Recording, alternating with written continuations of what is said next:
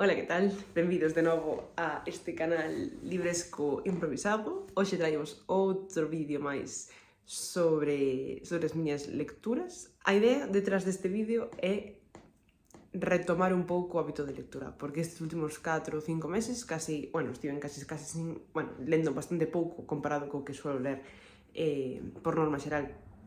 Entón, a miña idea é facer como se chama no gremio, 24 hour readathon, que basicamente consiste en cronometrar, máis ou menos 24 horas e ver canto lees nese período de tempo. Eu, evidentemente, non vou estar un día inteiro na miña casa atrapada lendo, porque tengo unha vida e no trabajo desto e hace un sol estupendo fuera, pero que sí que vou facer, que é o que normalmente fago cos miñas amigas cando facemos unha cousa destas, é poñer 24 horas nun cronómetro e ir máis ou menos calculando os períodos nos que vas lendo, calculas canto tempo vas lendo e despois fas como unha especie de visión xeral sobre as páxinas que lees ou depende dos libros que lees nese período, depende do que esteamos a comparar, non?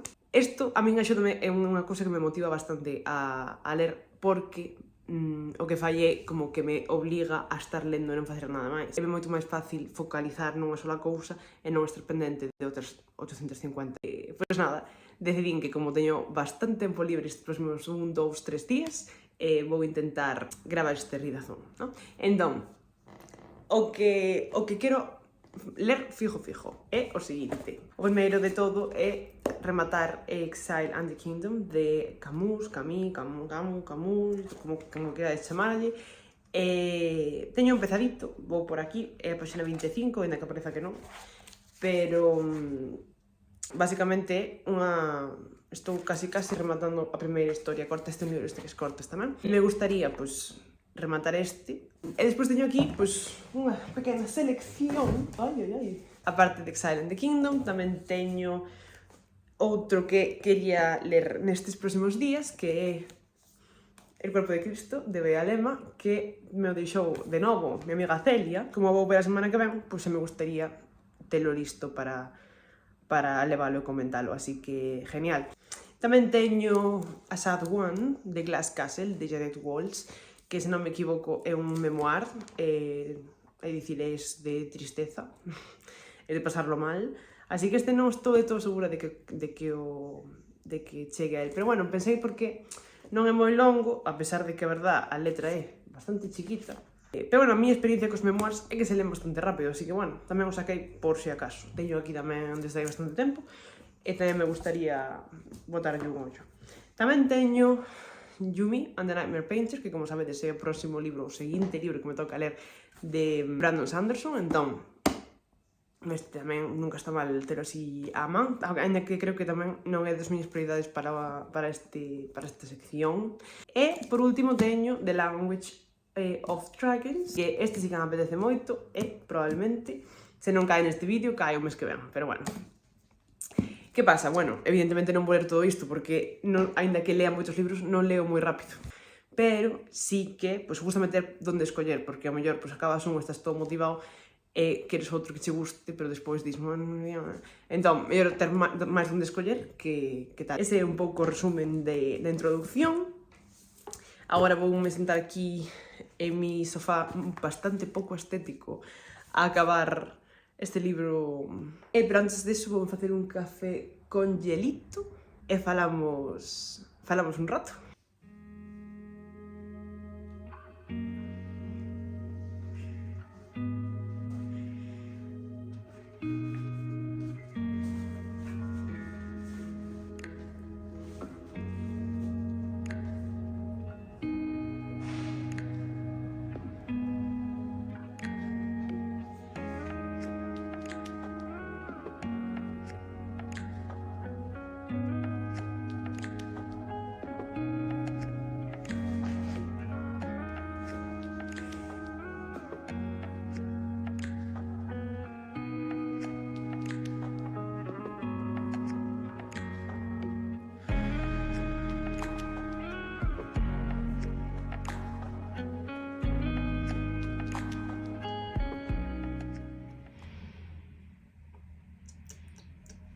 Estamos na hora 19:37, é dicir, 4 horitas e media, que me levou rematar Exilio e el reino de Camus. Como me gusta este señor e que pouco podo articular por qué. Porque realmente é unha prosa super seca, son historias nas que a nivel de acción non pasa literalmente nada, non estou moi segura de por qué, pero sempre que leo algo, como acabo dicindo, pois me lería outro, sabes? De que vai? Bueno, pois de todos os que van os libros de Camus, é dicir, de situacións nas que as persoas teñen que afrontar que viven no absurdo total, non? E, sobre todo, pois, da angustia que isto lles causa. Pensar que non hai nada detrás, que non, as cousas non se fan por un ben maior, nin nada disto. E todo isto pois, se presenta no contexto de persoas que se sinten exiliadas na súa casa, xa por unha cousa ou por outra, xa unha casa nación ou sexa unha casa mental, todas estas cousas, non? Bueno, por exemplo, temos unha... Isto, pois, non sei se o dixen antes, é un compendio de historias cortas, pois a primeira, The Adulterous Wife, non? Pois esta é unha... Bueno, sigue me sale unha inspección, non quero dicir unha inspección, unha examinación, se iso se di en castelán, unha examinación do personaje dunha muller que é infeliz no seu matrimonio e que, bueno, é unha muller que está, agora mesmo nese momento no que ocurre a historia, la viva ali en Argelia, perdón, es que Argelia, en castellano es Argelia, y en inglés es Algiers, las L's y las R's están cambiadas, entonces siempre lo digo mal. En Argelia, ela pues, ve a poboación árabe como algo, pues, o sea, como xente inferior a ela, pero despois como que se vai dando conta de que como é ser inferior, como é ser e non ser, e todas estas cousas que se plantexa o absurdo de existimos, non existimos, existimos con que sentido, ningún sentido. Entón, claro, porque, bueno, ela está atrapada nun matrimonio cun home que non ama a ela, pero que sí que, como que, bueno, pues esta é a same old story de sempre, pero pues con ese toque de Camus de, pues, vamos a reflexionar sobre la existencia y la existencia en este punto y la angustia que te da, ¿no? Reflexionar sobre iso. O segundo cambia radicalmente, que foi dos meus favoritos, que é El Renegado, que está contado por a través dun home ao que lle acaban de cortar a lingua. É un misionario que vai a... un misionario despiadado, en plan desta xente moi convencida de que tiene razón, ¿no? El, pues, va al seminario, non sei que, non sei cuánto, é unha persona que lle gusta que humillen, o sea, unha persona crazy, ai. Entón, claro, o tipo vai como, pues, creo que o deserto, se non me equivoco, a pues, ver unha das tribus do deserto para convertirlos al cristianismo. E iso que lle din, non vayas aí, pero como toda buena historia, va, y sale mal, sale fatal. Entonces al pobre hombre, bueno, pobre hombre, no, era terrible, era un hombre horroroso. Claro, chega ali, encontrase co percal que hai, que é unha sociedade pues, con sus cosas e sus movidas, non lles parece moi ben que vai ali dando órdenes, teñeno, bueno, fan ya así un ritual, bueno, eso tamén estaría unha conversación aparte, como Camus describe os ritos esotéricos ou movidas de fever dream das tribus que crea, que obviamente son ficticias, pero bueno, realmente una cosa, no vamos a hablar de eso hoy porque si no necesito otra media hora para comentar, pero bueno, el caso es que este señor lo llevan a una hut, a una cabaña, ¿no? Le hacen allí un ritual, le pegan, lo torturan, no sé qué, le cortan la lengua y le convierten en un esclavo. Entón, como que o tipo, pues evidentemente, del shock total, vai perdendo a cabeza cada vez máis, e se cree como que realmente Dios no existe porque lo que existe es la violencia y la brutalidad y todas estas cosas, ¿no? Entón, a verdade é que bastante impresionante. Entón, bueno, tamén eles como que se vai replantexando, no? Como é que el pensaba todo o que pensaba cando se dá conta agora como que ten o momento de lucidez, tamén está sempre asociado coa filosofía do absurdo, e todo isto, e despois pues, está outro giro radical cara ao final da historia que tamén ten moitísimo sentido, na miña opinión, e que lle dá aínda como máis profundidade á historia. Para min, a segunda é brutal. Se non ledes ninguna, o sea, se non queres ler o libro, lede a segunda historia, El Renegado, porque me pareceu chulísima. Teniendo en cuenta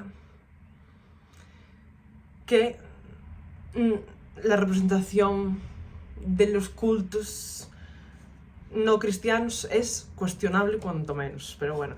Paso tamén é unha última historia que se chama The Growing Stone, que creo que é a pedra como que fai referencia a unha pedra que pesa. Entón, tamén, pues aquí hai unha especie tamén de rito en el Brasil de un señor que llega europeo y llega allí y le hacen una fiesta de San Jorge y la fiesta es una cosa rarísima. E tamén estaba lendo en plan, ok.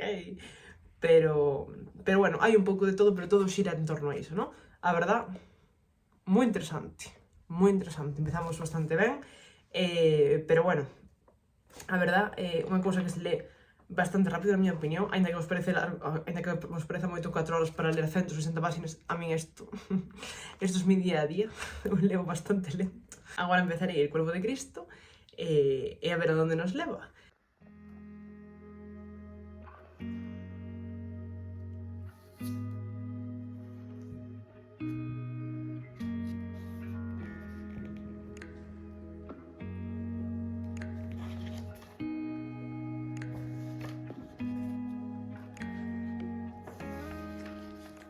Bueno, estamos xa na hora 8, faltan 16 horas para que se acaben estas 24 horas de ler, e en este cachiño, desde que non falamos, empecé e acabei El Cuerpo de Cristo de Bea Lema, que, a verdad, sorprendeume por dúas cousas. Primeiro de todo, é super bonito. Por dentro, os dibujos e os bordados son super chulos, é super sinxeliño de ler e dá moitísimo gusto. Por exemplo, esta página pareceme super bonita. Non sei, hai cousas que son realmente espectaculares. A nivel artístico é top.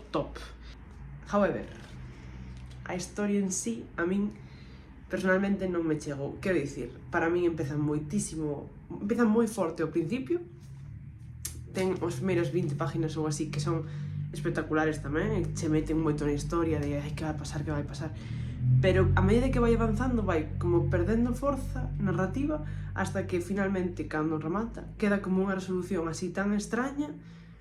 Non sei, quedei un pouco como estaba, a verdad, pero eu acabo de ver outra, e que son tan bonitas, mira, por favor. Son tremendas, pero eso, o meu problema con este libro foi basicamente ese, que creo que, o sea, a min está ben, a min gustame cando os libros non acaban cun final cerrado, gustame que quede sempre algo así para que deixe poso, ¿no? Está ben, para que penses e deixes voltas e tal, pero creo que non, eso, como que non ataca a min, por menos, non me atacou directamente desa forma como para que me importe que non se resolva, sabes? Por exemplo, este libro acabei no onte e pensei, o sea, solamente pensei nel para saber que iba a dicir aquí, pero realmente non me deixou nada co que quedarme, ¿no? Pero bueno, sí que é verdad que se vos gusta a novela gráfica disfrutades vendo como formato visual. Está chulísimo este libro, está super bonito, hai moitísimo curro detrás, e creo que merece moito a pena, a pesar de que, pues, en mi opinión, me deixou un pouco como estaba, pero bueno, que, en fin, que moi bonito, un libro moi chulo, e que, ainda que non a nivel de historia, pues, para min me deixou un pouco fría, pues me parece unha cousa moi interesante para coller, lese moi rápido, e pois, unha cousa moi distinta, no? Ao que eu, polo menos, adoito ler. E despois, a parte deste, nestas 8 horas, máis ou menos, que levo lendo pues, continuamente, empecei a Language of Dragons, que xa levo un pouco cacho, porque se lee rapidísimo. Levo 200 páginas, vou polo capítulo 13, e este libro está me sorprendendo un montón. A historia de A Language of Dragons ocorre no Londres de principios do século XX e eu pensaba que isto era unha historia pois, tipo da academia de unha chica que entra na universidade para estudiar traducción, bla bla bla. Eu estaba aquí esperando a redención de Babel que detestei con toda a miña alma, pero non, resulta que vai de outra cousa totalmente distinta. Este libro vai sobre Vivian. Vivian é unha chica que acaba de entrar na universidade e vive pois, nunha Bretaña cun régimen autoritario no que existen os dragóns e que pois, houve unha guerra hai probablemente 10, 15 anos, houve como que te chaman a Gran Guerra entre os humanos e os dragóns. Esta guerra terminou cun peace agreement, un acordo de paz mediante o cal pois, hai como unha especie de pacto de non agresión entre os dragóns e os humanos, pero aparte diso se instaurou un sistema de clases moi estricto con mobilidade social moi limitada entre os habitantes de Bretaña. Isto é pois, a primeira clase na que está pois, a xente máis rica e que mellor vive, a segunda clase que son como a clase media e a terceira clase que son os pobres máis pobres que hai. Entón, ti, como para subir e baixar de clase, o que hai que facer é como chegar a un punto da tua vida que se chama a examinación. É como unha especie de selectividade, non? Entón, as persoas van ao cole e dependendo de como fagan o seu examen de examinación, poden subir de clase ou baixar. Entón, Viv, que é a protagonista deste libro, é da segunda clase. Ela aprobou o seu exame e no proceso de aprobar o seu exame saboteou o exame da súa mellor amiga, co cal é unha persona, Viv é unha persona a que ten como moitos remordimientos de conciencia. Un día, os seus pais están na casa tranquilamente hosting a dinner, unha cena con unha persona top da universidade, cando os guardias de la paz entran na súa casa, detéñenos por sedición, me parece que se chama, cando, bueno, eso, por political turmoil, que basicamente o que din é que os seus pais eran parte dunha célula rebelde que está intentando derrocar o goberno de Bretaña. E a rapaza esta Viv non ten ni idea desta movida, ella non pensa que os seus padres son inocentes, a ela criaron para, o sea, co mentalidade de que o sistema está ben, é justo, é como ten que ser, entón para ela isto é unha cousa rarísima. Entón, o sea, como é menor de idade, ela e máis a súa irmá pequena quedan na casa como en arresto domiciliario e se levan os pais e o tío. Entón, é o primo tamén, importante, que é maior de idade. Entón, que pasa? Que resulta que a pobre de la Viv se leva la olla total e di, non pode ser, isto tiene que ser un complot, e la tipa non se ocurre outra cosa que, con la cabeza caliente, cometer terrorismo. Entón, claro, as cosas se ponen peor. Pero como é unha tipa que realmente é super inteligente, a tipa é políglota, fala como 9 ou 10 idiomas e tal, non sei que, este momento deste acto de terrorismo que Viv comete, funciona como a favor do que o goberno quería facer, que era unha rebelión, o sea, unha guerra aberta contra os rebeldes do réxime. Entón, o que fan é darlle unha última oportunidade de trabajas para nosotros en la guerra contra os rebeldes e nosotros dejamos libres a tus padres cando todo isto acabe. Entón, ela non lle queda outro remedio que dicir que sí, evidentemente. E vais a traballar como unha especie de edificio no cal teñen a jóvenes promesas de la ciencia e las letras para descifrar un dos idiomas que falan os dragones, que son como os grandes lingüistas deste mundo fantástico, non? Non, nada que ver con o que eu pensaba que era. Isto é unha historia de guerra civil nun régimen autoritario e me está gustando bastante, o sea, non bastante, pero sí que me intriga saber como van avanzar as cousas e, sobre todo, que se lee rapidísimo. O sea, en 2 horas lees, o sea, cada hora 100 páginas. Además, ten a letra moi grandota e tal, entón, é faciliño de ler. Pero sí, estamos sorprendendo un montón. Entón, espero terminalo, se non hoxe, mañá. E vos comentarei como siga a cousa cando remate. Vémonos no seguinte update.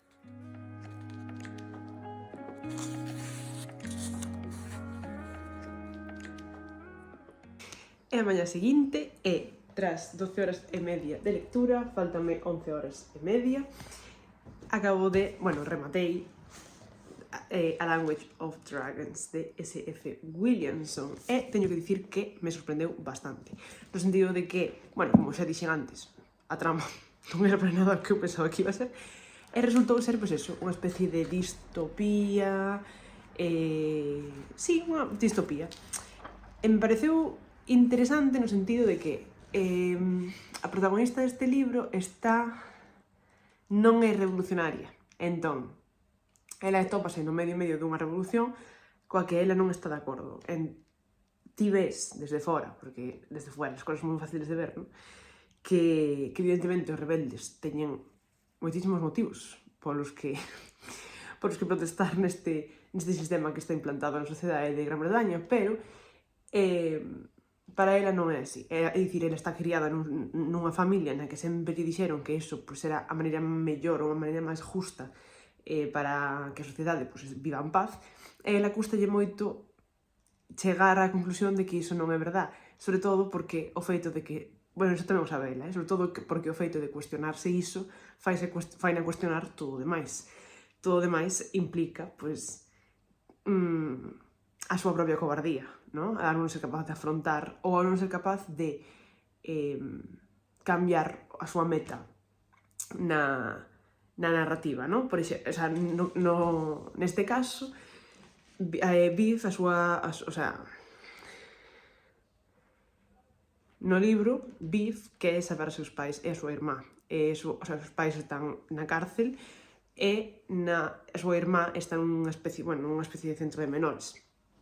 Entón, para ela está traballando onde está traballando, está axudando o goberno a loitar contra os rebeldes únicamente para poder ter unha oportunidade de salvar a seus pais, que ela sabe que é ínfima, pero sabe que se non o fai, a oportunidade non existe, non?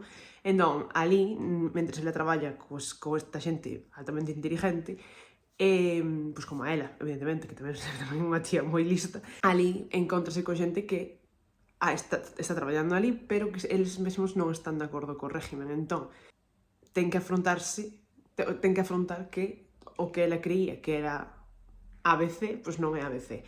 E ten que replantearse se salvar a súa familia merece condenar a todo un país, non? En todo isto, hai dragones que falan o idioma inglés e falan outros moitos idiomas. Tamén están mezcolados polo medio, pero que a trama principal é esta chica cos seus compañeiros de traballo e como eles que teñen na súa man descifrar o código que vai facer que o goberno gañe a guerra contra os rebeldes. Van eles colaborar con este goberno ou van eles intentar colaborar cos rebeldes desde dentro? Isto é a trama. Está bastante guai. O que pasa é que sí que me pareceu moi caótico, no sentido de que é extraño ler sobre unha protagonista que non...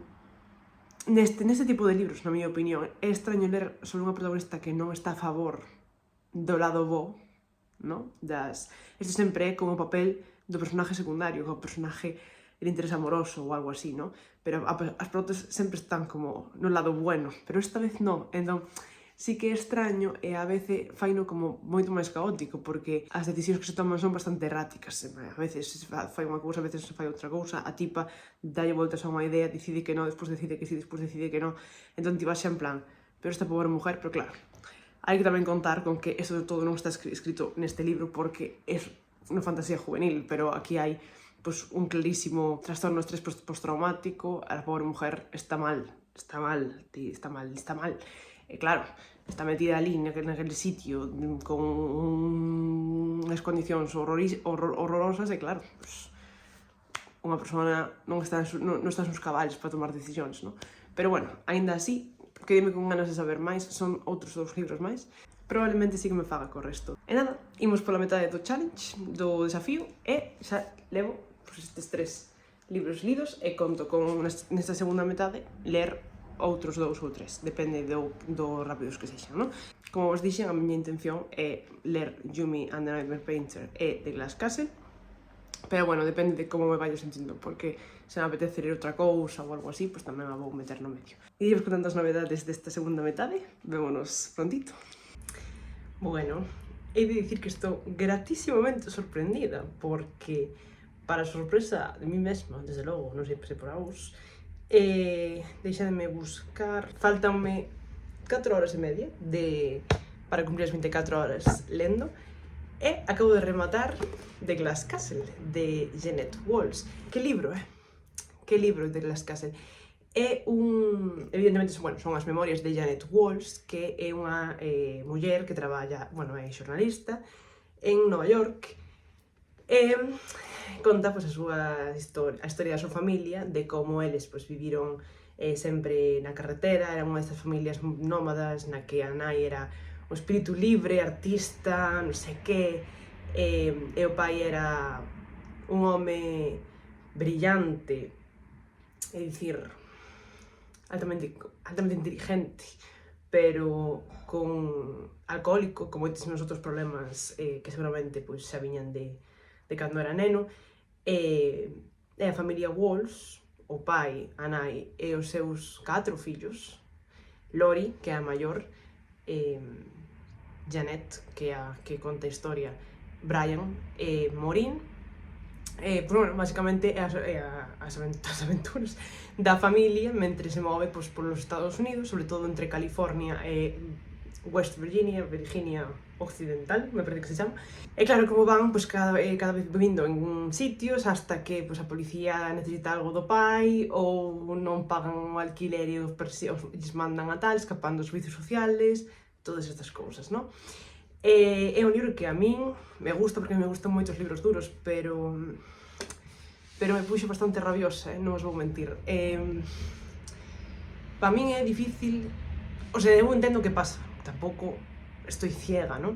Pero sí que é unha cousa que me molesta visceralmente cando se ven, cando ves directamente a pais narcisistas, non? A nenos que medran en ambientes nos que os pais pois, pensan que non están facendo nada mal e da igual canto ti lles digas, mira, pero que isto non pode ser así, pois non dan un terceiro brazo, non? En particular, o pai desta familia, o pai de familia era un hombre alcohólico total, que tiña pois, unha visión das cousas bastante distorsionada, evidentemente, pero, bueno, inculcoulles aos seus fillos pois, esa ansia por saber, eran os 4 nenos, sobre todo os 3 primeiros, eran nenos brillantes que sabían pois, ler desde moi pequenos, sabían cousas pois, de matemáticas, sabían física, sabían código Morse, sabían idiomas, pero claro, nunca estiveran vivindo nun sitio pois, máis de 4, 5, 6 meses. Entón, claro, pois chega un punto que non é posible ter unha infancia cómoda e real cando estás todo o tempo movéndote porque os teus pais non queren buscarse un traballo estable cando encontran non fan máis que perdelo. A nai, por exemplo, é profesora, ten como certificado para ser profesora, pero non quere ir a clase porque dice que como que lle capa a súa mentalidade artística e que ela leva toda a vida mirando polos seus fillos e agora quere mirar por si mesma, que porque os seus fillos non se poñen a traballar, os nenos que tiñan literalmente 13, 12, 11 anos, eu de verdad, son cousas que eu entendo que eran outros tempos, entendo que hai xente que está totalmente desequilibrada, non? Pero me duele. O sea, me provoca sentimientos feos en el estómago, non? Non sei. Pero é unha cousa destas que me alegro de ter lido, porque son, pois, historias que nunca saberías que pasan hasta que non ches conta alguén e che di, sí, yo viví así, ¿no? Esta es mi vida. E isto eran mis padres. E dices, é increíble como os nenos desarrollan esa resiliencia tan nenos en ambientes tan terribles, ¿no? En plan, vivindo en casas nas que lles chove nas camas, que os seus pais non queren nin limpiar as casas, nin arreglar 4 madeiros, en plan, dormían en cajas de cartón porque, o sea, a nai tiña propiedades que podía vender, o sea, non eran pobres, sabes? O sea, eles tiñan cartos e tiñan medios para se querían vender tierras, se querían vender propiedades, podían venderos, pero non querían porque dicían como que esa era la vida la vida más plena, ¿no? La vida en la carretera y tal. Y como, Dios mío, vale, pero es que tienes 4 hijos, no sé. Oh, a verdad é que é un libro durillo, pero a verdad, super chulo, e se vos gustan ese tipo de historias, porque o se vos gustan as autobiografías, que basicamente pues, é o que es memorias son, no? Recomendo vos moito, The Glass Castle, a verdad. Eu a muller esta non a coñecía, pero ten un final moi decente, quero dicir, aos fillos vailles ben e todo, no? Entón é un pouco, pois, sí que sabes como tes esa cousa de, bueno, polo menos ela saliu, no? En plan, ela saiu dali. Que é unha cousa que eu ás veces preguntábame, pero como pode ser? Como pode ser? Como pode ser que medres nese sitio e teñas como a capacidade de dicir yo non quero isto, e poidas facelo, no? Pero bueno, estes nenos para min é a gran axuda que tiñan é que eran todos moi inteligentes, que ao mellor, pois, noutra familia, nas mesmas características con nenos non tan brillantes, é posible que as cousas foran totalmente diferentes. E nada, pois como me quedan 4 horas e media, que eu, a min fórame estas horas, porque pareceme loco que poida ler todos os libros que dixen que quería ler no principio de todo o vídeo, pero bueno, como me quedan 4 horas e media aínda, podo darlle unha volta a Yumi e el pintor das pesadillas, que xa o empecé fora dos horarios de ler para o vídeo, dicir, non estaba contando o tempo mentre estaba lendo ese libro, que lín nunhas vacacións que tiven. Lín 115 páginas, entón quedame, pois, todo o demais. Con un pouco de sorte, podo acabar ou casi acabar este tamén dentro das 24 horas deste vídeo. Mantereivos informadas do que pasa a continuación. Vémonos no seguinte update. Estou facendo esta update un pouco despois de que se acabara o temporizador, porque finalmente acabei Yumi and the Nightmare Painter, porque cando rematou o tempo, iba na página 297 e me quedaba isto. E dixen, bueno, hai que acabar. Pero encantoume este libro, sobre todo porque probablemente o anterior que me tocou ler, que foi Trenza de Mar Esmeralda, non me gustou moito. Non teño moitas cousas malas que dicir, aparte de que, bueno, é unha cousa simplonilla, pero tamén aspira a ser simplonilla, no? A nivel de trama. Pero a forma de narrar se me fixo bastante dura, bueno, e de feito tamén o narra, pues, a mesma voz narrativa, pero non é tan exagerado, non fai como tanto fincapé en que todo é whimsical e tal, e non sei que, como no outro, que a verdade é que se me fixo cada 3 líneas había unha comparación, e los ojos verdes como esmeraldas, el mar grande como una ballena, sabes, plan, por favor. Ya entendí lo grande que era, non hace falta que me lo digas todo el rato, con comparacións de cosas, sabes, ya entendí. Entón, sí, al final se me fixo como, se tivera 850 comparacións menos, o mellor gustaba un pouco máis, non? Pero este, para nada, este é unha cosa totalmente distinta. A premisa, non recordo se o grabei antes, pero bueno, por si acaso. A premisa de Yumi and the Nightmare Painter é, bueno, son 2 personajes principales, Yumi e o pintor, que viven en dúas zonas diferenciadas, 2 planetas diferenciados, 2 áreas diferenciadas, unha que está baseada, a de Yumi, na Corea clásica e outra que está baseada nun Japón máis moderno, que é a do pintor. O pintor de pesadillas, o seu traballo, como o seu nome indica, é pintar pesadillas, que son como, bueno, sombras que aparecen neste país, neste planeta, e que se alimentan, pois, de emocións, de medos, da xente. E cada vez se van facendo como máis fortes e cada vez son máis difíciles de derrotar. E para derrotalas necesitan arte. E por outra parte, tamén, o traballo de Yumi no seu propio país é crear arte para atraer a unha serie de espíritus que es podes pedir como un deseo e poden facer, pois, unha función X durante X tempo neste mundo, non? Entón, é unha especie de Yumi, unha especie de deidade na Terra, peregrina, que vai polos pueblos, entón, ela vai creando a súa arte, que non vos vou dicir cal é, porque é unha cosa bastante interesante, e os espíritus van aparecendo, e ela pídelles favores aos espíritus en nome das habitantes deste pueblo, non? Entón, chega un punto que nas primeiras páginas o Yumi e o pintor se cambian de mundo, non? Entón, Yumi aparece como ela mesma no mundo do pintor e o pintor é un fantasma no seu mundo, e, pola contra, no mundo de Yumi, o pintor é Yumi mesma, pero todo o mundo ve como Yumi, pero el é el mesmo dentro, e Yumi é unha fantasma que está con el, e lle, falan e lle se botan unha man mutuamente. E entón, o libro inteiro é desentrañar que é o que pasa, e porque os espíritus lle pediron axuda a Yumi e lle enviaron o pintor desta forma tan extraña, non?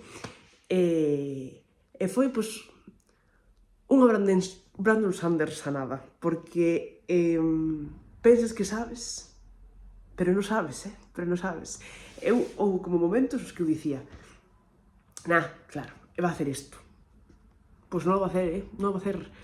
O sea, é como sempre sorprendente, moi faciliño de ler, a pesar de que a letra é super chiquita e fai como, sabes, non é fácil de ler a nivel tiqui, hai que, non se pode ler de noite, vamos, pero sí, non sei, pareceume como un soplito de aire fresco, porque, bueno, tamén as expectativas que levaba eran baixas porque Trenza desencantoume un pouco, pero vamos, genial, foi a mellor maneira de rematar este blog, eu creo, porque foi, quedei super contenta e con moitísimas ganas de empezar el Nome Iluminado, que sei que tampouco ten ese tonito característico do narrador destas últimas historias, entón, tamén, me apetece ler outra cosa totalmente distinta do Cosmere e bueno, sorprenderme de novo con que escribe este señor, porque sempre consigue comigo, o sea, ás veces máis, ás veces menos,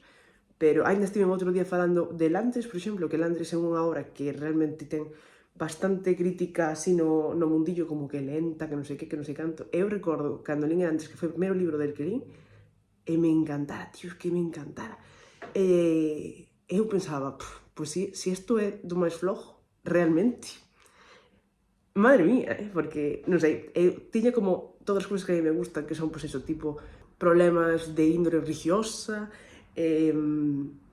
como un misterio que ha de desentrañar que tiene que ver con la magia e tal, non sei que. A verdade é que para min foi probablemente un dos meus favoritos a día de hoxe, no sentido de que evidentemente foi o primeiro, e foi perfecto para mí.